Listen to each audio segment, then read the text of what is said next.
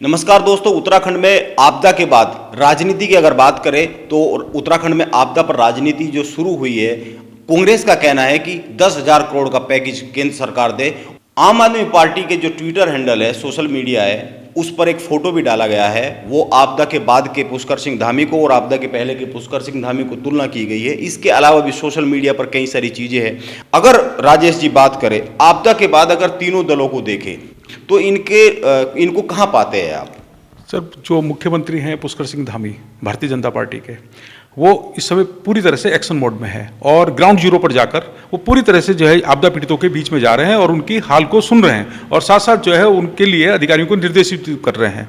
और दूसरी बात रही कि अगर मुख्यमंत्री हैं, मुख्यमंत्री के पास एक सरकारी मशीनरी होती है, उनके पास पूरा सिस्टम होता है, पूरे संसाधन होते हैं, तो उनके लिए ये ज़्यादा आसान है उन चीज़ों को कि वो लोगों तक पहुँच सके। लेकिन अगर इसके विपरीत में पाता हूँ तो विपक्ष में तो कांग्रेस, जैसे कि हरीश रावत हैं, हरीश रावत के पास अभी उस तरह के संसाधन नहीं है जो मुख्यमंत्री के पास संसाधन है, लेकिन हरीश रावत भी आपदा पीड़ितों के बीच में जाने की पूरी कोशिश कर रहे हैं और लगातार वो आपदा पीड़ितों के बीच में दिखाई भी दे रहे हैं। और इसी बीच उनका एक बयान भी आया था कि वो पूरी मदद नहीं कर पा रहे हैं, वो उनके आंसू नहीं पहुंच पा रहे हैं पूरी तरह से, तो इसलिए वो कांग्रेस में जो पंजाब प्रभारी का जो पद है उसको भी वो छोड़ने का मन बना चुके हैं। ये हरीश रावत का। और तीसरा पक्ष की जो मैं बात करता हूं, जो दावा करते हैं उत्तराखंड में आने का, उत्तराखंड की राजनीति को, उत्तराखंड की तस्वीर को बदलने का जो दावा करते हैं, वो उसमें अभी फिलहाल उस तरह से नहीं दिखाई दे रहे हैं जिस तरह से कि कांग्रेस दिखाई दे रही है। आम आदमी पार्टी उस तरीके से नहीं दिखाई दे रही। कांग्रेस में भी मैं हरीश रावत पे ही फोकस करूंगा क्योंकि हरीश रावत ही ज्यादा दिखाई दे रहे हैं और कांग्रेस का दूसरा पक्ष मुझे नहीं दिखाई दे रहा है।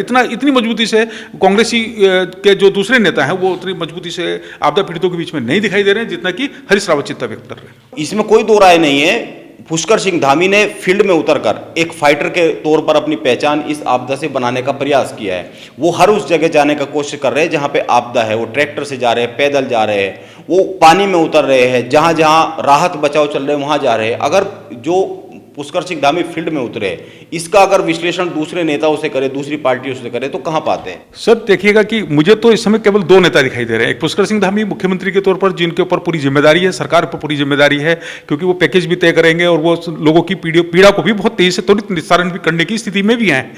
दूसरी तरफ मुझे दिखाई देते हैं हरीश रावत। मुझे ना तो यहाँ भाजपा दिखाई देती है, ना ही कांग्रेस दिखाई देती है। साफ तौर पर अगर मैं कहूँ, मुझे केवल दो नेता दिखाई देते हैं जो जनता के बीच में जा रहे हैं और जाने की कोशिश लगातार उनकी बनी हुई है।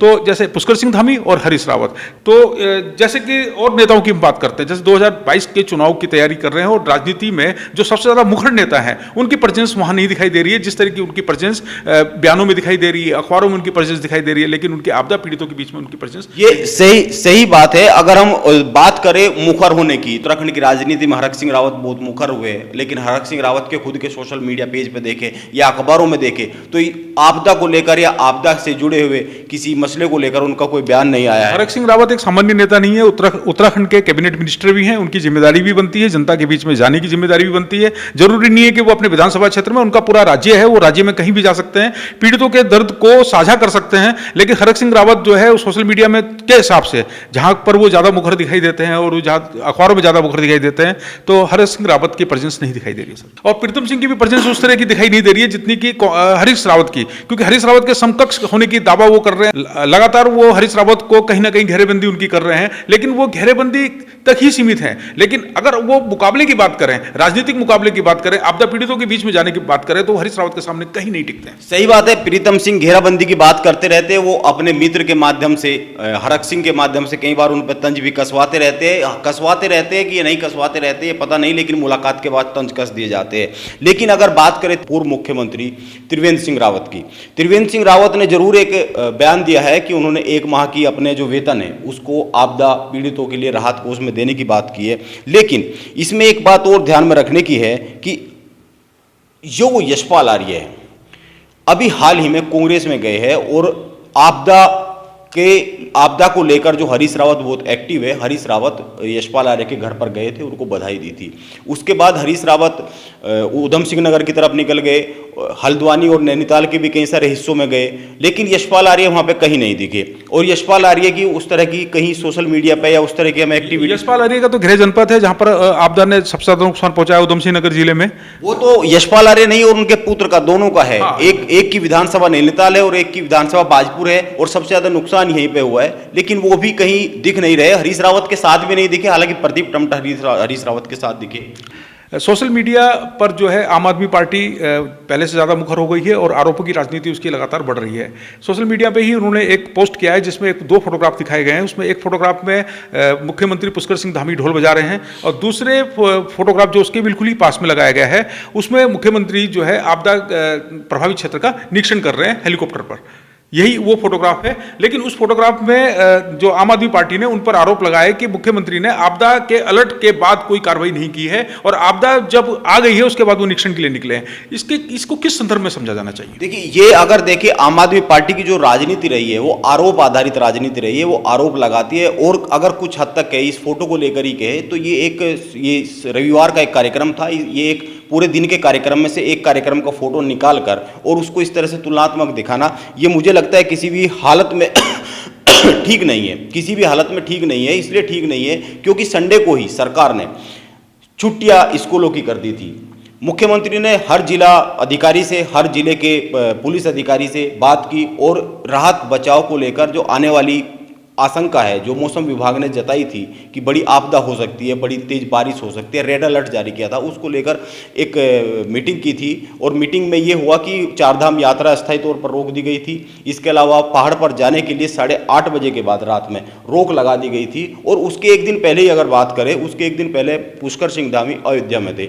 अयोध्या में भी उन्होंने चीफ सेक्रेटरी से सीधे बात की थी और बात करने के बाद ये जायजा लिया था। ये खबरें अखबारों में भी है, वो सोशल मीडिया पर भी है और सरकार का जो उत्तराखंड सरकार का जो प्लेटफॉर्म है उस पर भी है, पुष्कर सिंह धामी का जो प्लेटफॉर्म है मुख्यमंत्री के तौर पर उस पर भी है। और इसके अलावा भी देखें तो अगले दिन मुख्यमंत्री ने अपना दौरा रद्द किया, दिल्ली का दौरा रद्द किया, पिथौरागढ़ के दौरे को भी बीच में ही छोड़ा और जो आपदा प्रभावित इलाके उनमें हवाई सर्वेक्षण के निकल गए। उसके बाद से वो लगातार काम कर रहे। तो मेरा मानना ये है कि और अगर उस कार्यक्रम की भी बात करें, उस कार्यक्रम को जिस तरह से आम आदमी पार्टी ने पेश किया है कि ढोल नगाड़े बजा रहे, खुशी बजा रहे, खुशी मना रहे, तो वो उस तरह का भी नहीं है। वो कार्यक्रम भी एक उत्तराखंड की संस्कृति को आगे बढ़ाने के लिए किया गया एक आयोजन था। वो एक निजी कार्यक्रम था, उसमें मुख्यमंत्री शामिल हुए थे और अगर उसमें देखें तो एक 10 लाख की सहायता राशि भी उन्होंने उसमें दी थी। इसलिए दी थी ताकि ये जो काम है उत्तराखंड की संस्कृति को आगे बढ़ाने का, वो और आगे अच्छे से बढ़ सके, अच्छे से हो सके। आम आदमी पार्टी हमेशा दिल्ली का जो मॉडल है उसको उत्तराखंड में भी लागू करने की बात हमेशा करती रही है। लेकिन आपदा के क्षेत्र में देखा जाए जो भौगोलिक परिस्थितियां हैं और बहुत सारी जो चीज़ें हैं वो पहाड़ और दिल्ली में बहुत ज़्यादा अंतर है, तो वो मॉडल वहाँ कहीं कहीं लागू नहीं हो सकता। ये बात तो बिल्कुल तय है सर। बिल्कुल, ये सही बात है। वो मॉडल कहीं कहीं नहीं, बहुत जगह लागू नहीं हो सकता। यहाँ की भौगोलिक परिस्थितियाँ दूसरी है। आम आदमी पार्टी की अगर बात करें तो उसने उत्तराखंड में रोजगार गारंटी योजना चलाई हुई है, वो रैलियां निकाल रही है। ये सही बात है, करना चाहिए, रोजगार मिलना चाहिए। लेकिन अगर उत्तराखंड के रोजगार और दिल्ली के रोजगार की बात करें, इनमें भी बहुत अंतर है। पर सर जब देखा जाए कि जब उत्तराखंड जैसे स्टेट में जब आपदा आ रही है, आपदा के समय तो उस तरह की राजनीति नहीं होनी चाहिए। आपदा में तो सबको एकजुट होकर एक दूसरे के साथ खड़ा होना चाहिए, किसी के मनोबल को गिराने की कोशिश नहीं करनी चाहिए। हाँ, अगर आप कंपेयर करना है तो आप कंपेयर करें कि मैंने इतना काम किया और आपने इतना काम किया, उस काम को आप कंपेयर कर सकते हैं। ये राजेश जी ने बहुत सचमुच लाजवाब बात कही है। यहाँ तुलना ये करनी चाहिए कि कौन कितना काम कर रहा है। और अगर हम कर्नल कोठियाल की बात करें, उनको आम आदमी पार्टी ने मुख्यमंत्री के चेहरे के तौर पर पेश किया है और कर्नल कोठियाल अपने भाषणों में, अपने सोशल मीडिया पेज पर और अपनी जनसभाओं में ये कहते हैं कि 2013 में जो आपदा आई थी उसके बाद उन्होंने बहुत अच्छे काम किए। तो मुझे लगता है कि यहाँ भी वो काम दिखने चाहिए, अभी तक नहीं दिख रहे, आगे दिखने चाहिए। आपदा भी कोई छोटी नहीं है, बिल्कुल दिखाई देने चाहिए उनके कार्य। और आपदा के समय जब वो कह रहे हैं कि मैं स्पेशलाइजेशन है, आपदा से निपटने का स्पेशलाइजेशन उनके पास है, तो यहाँ दिखना चाहिए ना सर। आरोप प्रत्यारोप की राजनीति अभी फिलहाल बंद कर देनी चाहिए। इस समय सभी को एक दूसरे के साथ कंधे से कंधा मिलाकर आपदा पीड़ितों के साथ खड़ा होना चाहिए। तो अगर हमारी बातचीत के हिसाब से देखें, अखबारों के हिसाब से देखें, सोशल मीडिया के हिसाब से देखें, तो आपदा के बाद जो मोर्चे पर दिख रहे हैं वो पुष्कर सिंह धामी दिख रहे हैं और उनके साथ हरीश रावत दिख रहे हैं। ये इलेक्शन की बात नहीं, एक्शन की बात है। और आपदा के बाद हमेशा एक्शन देखा जाता है, एक्शन इन दोनों नेताओं में दिख रहा है। और हरीश रावत तो बहुत पीड़ा में है, इसलिए पीड़ा में दिखे क्योंकि वो कई जगह जा नहीं पाए और उन्होंने अपने केंद्रीय नेतृत्व से कहा है कि मुझे उत्तराखंड की सेवा करने का और अवसर ज़्यादा तब मिल सकता है जब मुझे पंजाब के प्रभार से मुक्त कर दिया जाए। दो नेता जो उत्तराखंड में दिखाई देते हैं, पुष्कर सिंह धामी जो भारतीय जनता पार्टी से हैं, हरीश रावत जो कांग्रेस से हैं, ये एक्शन मोड में है, आपदा के खिलाफ एक्शन मोड में है, आपदा प्रभावितों की सहायता के लिए एक्शन मोड में है। लेकिन बाकी नेताओं को हम इलेक्शन मोड में ही देख रहे हैं, और इलेक्शन मोड में रहने के बाद जो इलेक्शन मोड में रहता है वो आरोप लगाता है, और जो एक्शन मोड में रहता है वो दूसरों की सहायता करता है। यही निष्कर्ष है सर। यही निष्कर्ष निकलता है, और इसी निष्कर्ष के साथ देखते हैं, क्योंकि ये इलेक्शन का साल है, किस तरह आगे बढ़ती है बातें। तो ये थी आज की बात राजनीति पर, और उत्तराखंड की जो राजनीतिक परिस्थितियां है उस पर बात करने के लिए हम हर दिन आएंगे। कल फिर मिलते हैं। Thank you very much.